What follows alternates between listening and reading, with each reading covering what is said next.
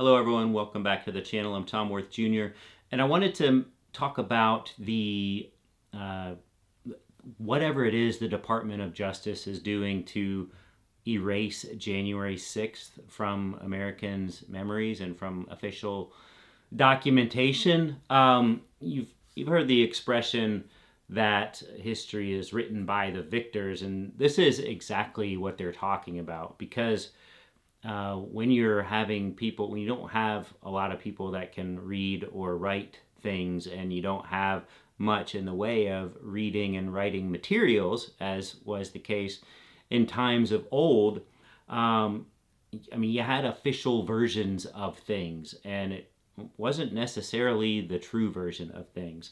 So you would have accounts of yourself being glorified in battle, and in some cases you might not have even won that battle, but eventually you won the war. You get to write history. And that's what Trump's trying to do, and he's particularly trying to do it around January 6th. And there was a man who was arrested with guns and munitions in former President Obama's neighborhood. And recall that President Trump had posted Obama's address to social media back at the day that this man was arrested for doing that. Maybe a connection there? I don't know.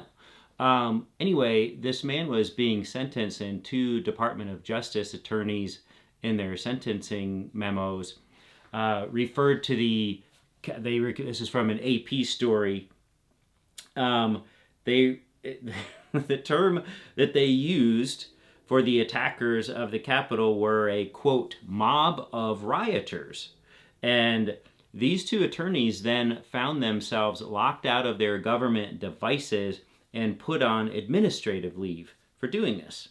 So later Wednesday, the Justice Department, I'm quoting here, later Wednesday, the Justice Department replaced the court filing that these DOJ attorneys had filed with an updated version that stripped references to the January 6th riot. The new filing also no longer included a reference to the fact that Trump posted on social media what he claimed was Obama's address on the same day that a defendant was arrested in the former president's neighborhood. Why would he do this? We all know what happened, right? We all know January 6th happened. We all know it was a mob of rioters. We all know it was the attempted violent overthrow of the United States government. We all know it was an insurrection, a violent insurrection that was initiated and goaded on and refused to be tamped down by then President Donald Trump. We all know this, right? Why would he go to these lengths to just have that in official court filings, that happened, that existed, that there was a mob of rioters, that President Trump did post what was supposedly President Obama's address, and then that this man did show up in former President Obama's neighborhood with guns and munitions? Why would he go to the trouble? We all know it happened, right? Well, we don't, because only those of us who pay attention to facts and the news know that this happened. I compared this to, and I have talked to Trumpers, ask them what they now think of January 6th. If you talked to them back then when it happened, that was likely a bridge too far for them. That was likely enough to push many of them away from ever voting for President Trump again. Now, they had already voted for President Trump in November 2020, right? But President Trump lost that probably due to COVID, his mishandling of COVID, his disastrous, tragic mishandling of COVID. And that got a lot of his supporters, enough of them, to vote for Biden or not vote at all because they were so disgusted with the 2020 year that they wouldn't vote for Trump. And then January 6 riots happened, and also you had the attempted overturning of the election results themselves leading up to January 6th. And when that didn't work, that's when Trump initiated the January 6th riot. But now ask those people what they think about January 6th. didn't that bother them? Why did they vote for him last November? They don't care anymore. Um, they may cite something like, well, nobody actually died in the riot. What's the problem? And in fact, as we know, a number of people's deaths were actually, one of the rioters was killed directly by a Capitol police officer as she was attempting to get into the Capitol lobby, forcefully, obviously. But several strokes that day killed people. Several officers committed suicide after January 6th, and that can be attributed to what they went through on January 6th. So a number of deaths indirectly attributed or directly attributed, whether or not they happened during the actual assault or not. So I guess that's their new bar is, well, people didn't die actually during the assault, like in those hours on January 6th. Not enough people died as a result of this. So it does matter, and that wasn't even 5 years ago. So I was looking up Tiananmen Square and the extraordinary lengths that the Chinese government goes to suppress the collective memory of Tiananmen Square massacre in 1989. June 4th, 1989. Why do I know it was June 4th? Well, I could have told you it was 1989. That was the summer after my first year in college. I just remember it. It was right after the school year ended. It was crazy. You had Tank Man. You had this student uprising. It was just crushed by the Chinese government. Just people were killed. And we didn't have a lot of details about it. But the reason I know it's June 4th is because that's a term that the Chinese government actively suppresses.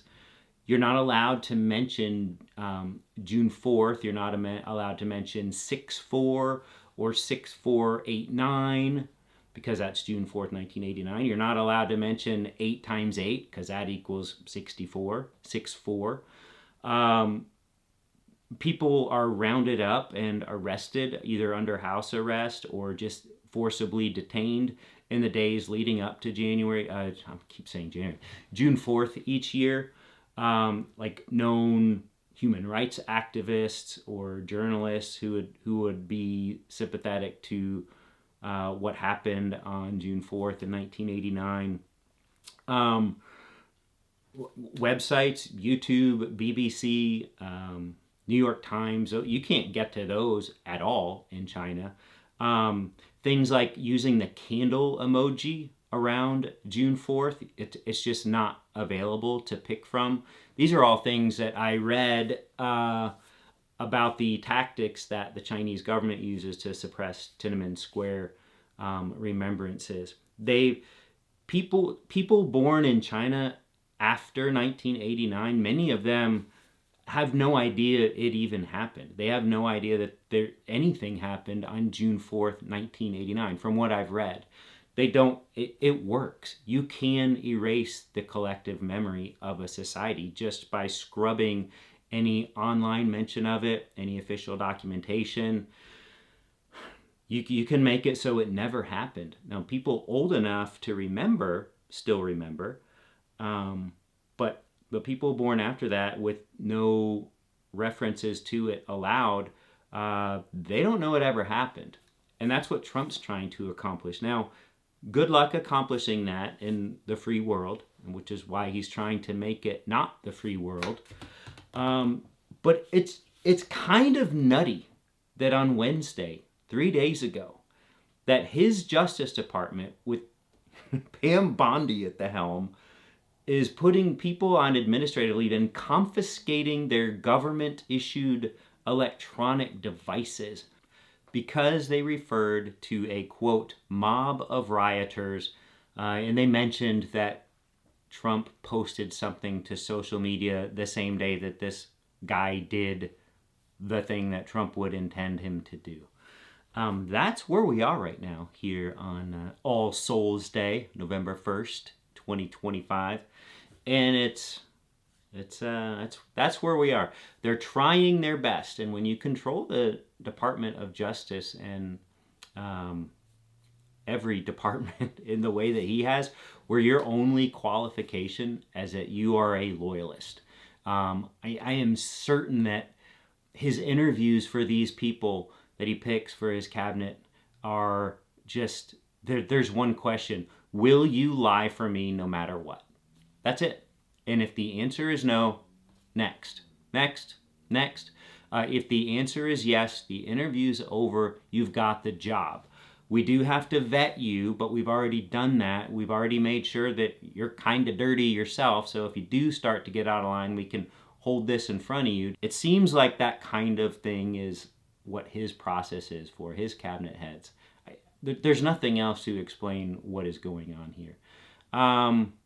So that's my explanation. That's it. Have a good night, and we will talk tomorrow. See ya.